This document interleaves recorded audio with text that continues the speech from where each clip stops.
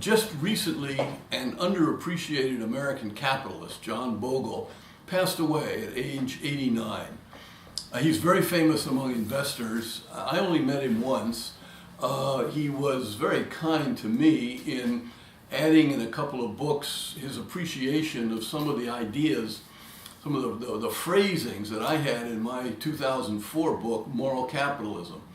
But what John did was basically invent, a long time ago, with Vanguard funds, the idea of a mutual fund.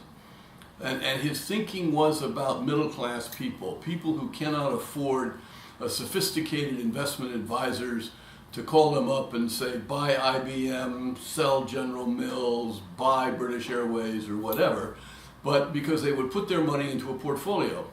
And he worked off the idea, which seems to have been proven true over the years, of portfolio diversification. Don't put all your eggs in one basket. Have lots of eggs and put them in different baskets. So if the fox gets one, you've got 6, 7, 8, 9 others which are still holding their worth, holding their value.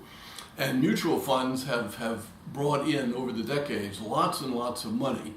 And they rise with markets. Now they also fall with markets, but that's true for any investment in securities or any companies. I mean, we're seeing these days, first, Sears Roebuck and General Electric, and now it looks like in America, the other stores are sort of in trouble, pennies. But on average, on balance, if you could invest in the American economy over the years, you would have a profit to show for it, because the economy grows up and down over the years. And the best way to do that is to invest in a basket of different companies, their securities, through a mutual fund or now other kinds of funds. John, I read in the newspaper, he generated billions of dollars for people. I think his net worth was only something like 89 million. The guy died, he wasn't even a billionaire. And you think of these other people, from Bill Gates to Jeff Bezos to Zuckerberg, in the 20s and 30s and $50 billion.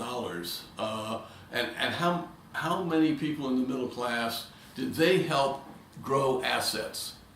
So I think we really need to think about a man like John Bogle, who was successful, who made money, but he did it with a sense, I think, of being in service to his community and to his customers.